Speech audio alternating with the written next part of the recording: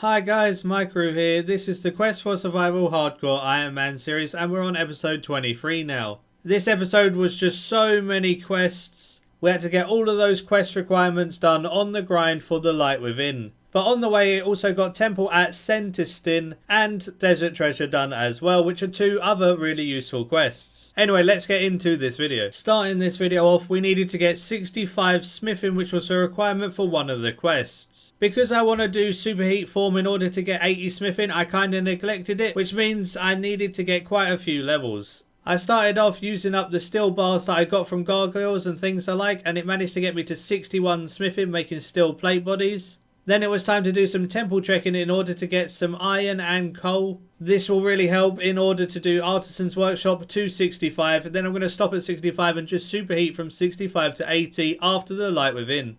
Getting 65 at the Artisan's Workshop felt like a lifetime. I had to do so much temple trekking beforehand, and then it's so slow experience when you're actually doing it as well. At least it's super AFK.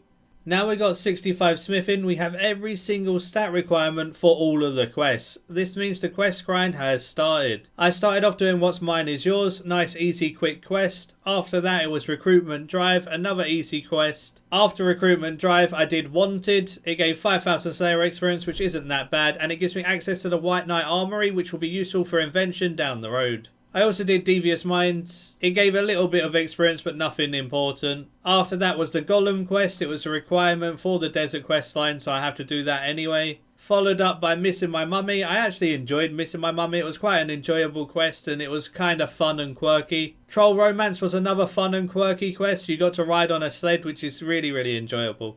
The Tower of the Muspa wasn't so fun. That one just took a long time and it's just a bit grindy and annoying. But then again, by a long time I mean like 15 minutes, which is a long time for a quest like that for me. These old ones are just really annoying because of all of the requirements you need in items. The new quests don't really require tons of items, but the old quests always require like a page full of items, which is just so annoying. Especially on an Ironman. Well, that quest gave me experience in loads of random skills. None of that really matter, but I guess XP's XP at the end of the day. But it gave 1 quest point. Like, Gunner's Ground gives 5 and this gives 1. Like, what scale do they measure a quest point? That's just silly. Like this, the Tourist Trap quest gave 2 quest points and it was so easy. I swear they just roll a dice and then they're like, hey, that's what it's going to be.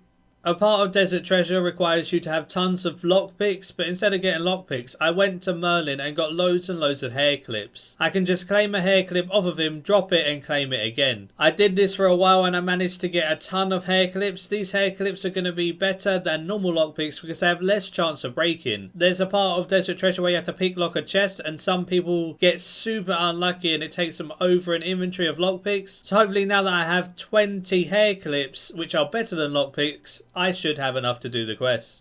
I headed over to the chest and started picking the lock, hoping that it wasn't going to take me more than these 20. Hey, I got it in 6 tries. Nice. That was Desert Treasure done. The quest was super easy because I was way over leveled. All the boss fights were very straightforward. I just didn't really have much need to do it before now, I guess. So that's Desert Treasure out of the way and Ancient Magic's unlocked. What I had to do now was get 125 kudos with the museum. I had most of the kudos from quests and I had to discover some of the objects from the piles of rubble. Each of these objects gives you kudos and then that should get you enough for the quest if you've done all of the previous ones in the quest line. It takes a little while, but then when you finally find the symbols and stuff, you can easily get your kudos and start the quest. Another super useful quest is done and dusted now, and that's Temple at Senntisten. You get a 23,000 XP lamp and 2 20k combat XP lamps alongside 10k prayer experience. So from that quest I got 50k prayer XP and 23k herblore experience, which isn't bad at all. And on top of that I can now use curses, so that's going to help me so much when I get my prayer a little bit higher. Another quest I probably should have done a long time ago was Missing Presumed Death. I just didn't really have a need to do it back then, and I like to do my quests in one huge go, so I kind of just save all of the quests until I need them as a requirement for something else. The next quest was kind of a scary one and it was a bit difficult for me to do, to be honest, and that is Fate of the Gods. You have to run through this lava platform with things exploding and stuff. It doesn't really deal too much damage to you. You can get through it with a couple of food and then you're good to go.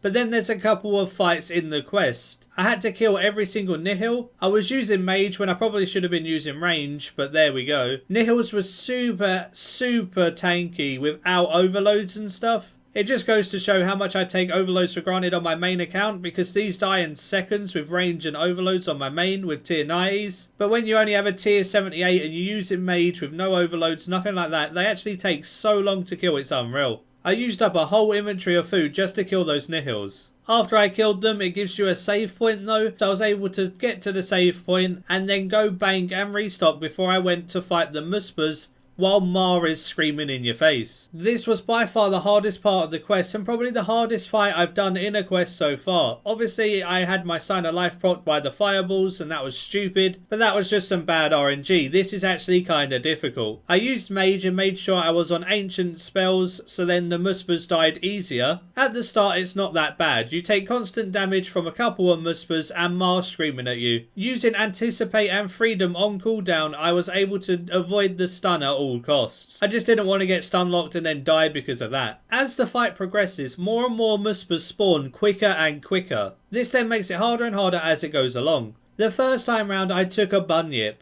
The Bunyip just wasn't good enough and it didn't give me enough HP back to survive the whole time. I did the fight and I nearly did it all with just the Bunyip. I got the timer down to nearly 10% and had to house teleport out. First time I've ever tabbed out of anywhere except for Dagannoth Kings really early on. This just meant that I had to go get a War Tortoise and try my luck again with an extra 18 sharks. Going back with a War Tortoise instead was much easier, but the amount of Muspas that were spawned at like 5% was absolutely unreal.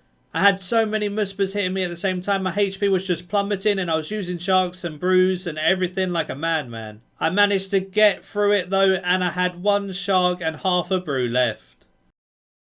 Whew, that was pretty close. We did it, boys! I completed the Fate of the Gods quest. For some reason my recording at the start was black, so it didn't actually show the XP reward, so I got one off the internet. It gave me 125k magic, 100k divination, 100k slayer and 75k agility experience, which were all pretty neat. The best thing probably was the 50k summoning experience and the XP lamps you can claim after doing the temple at Senntisten. All I have to do is go back to the person you complete temple at Senntisten with and it gives you 3 times 75k combat XP lamps. I also get a large prismatic lamp after I do the Ritual of the Muzra, which will be an added bonus to that quest. Another really awesome thing you get is the Shard of Zaros. The Shard of Zaros stops things being aggressive to you like Nihils and stuff, so that's going to really help for Slayer in the future. The quest managed to get me to 81 Slayer, 89 Magic and 90 Divination. The last quest we needed for the Light Within was Meeting History. Always nice ending a really long quest grind with a easy quest to finish off the requirements. And now it's on to actually getting the items needed for the Light Within. Getting these light cores is annoying as hell. You have to kill so many shadow creatures, you'll finally get a shadow core, you'll throw it into the middle and guess what? It won't give you a light core. You'll do this 20 times and you still won't have a light core and it just takes absolutely ages. At least they're okay experience and not that bad drops either. So it's not the worst thing having to kill these, but it's just annoying never getting the light cores. It took me like 45 minutes to get 3. And it's not like I was killing them slowly, I was still killing them nice and fast. They just would not give me the light core when I converted them. Oh, I got a blissful shadow core. Is it gonna give me one? Nope. Didn't want it anyway. The only thing that makes this more annoying for Ironman than anyone else is that you have to make your own Grand Defense Potion with your own Crystal Flask, which requires 89 crafting to make. But because I AFK'd harps for so long, I was able to easily make the Grand Defense Potion with that Crystal Flask I made at 89 crafting. The Light Within otherwise is a very easy quest and it gives you so much XP, it's unreal. I would advise doing the Light Within on any account, not only for the experience rewards, but because it gives you Seren spells and Seren prayers, which are just way too good not to get. Trading in all the lamps for experience got me 82 Herblore and 82 prayer. Definitely happy with those XP gains. Just from one quest alone it was like 450,000 experience, which is really nice.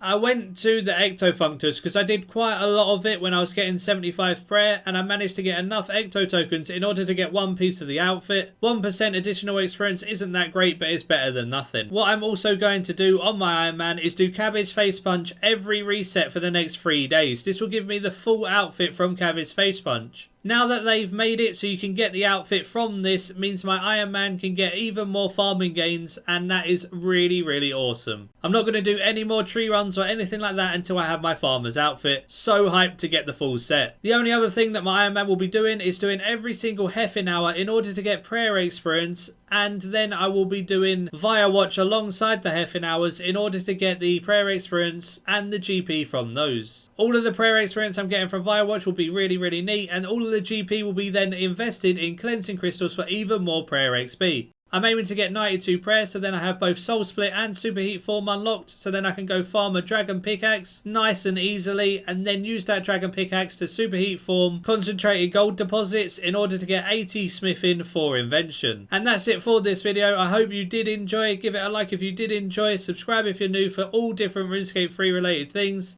and until next time, see ya.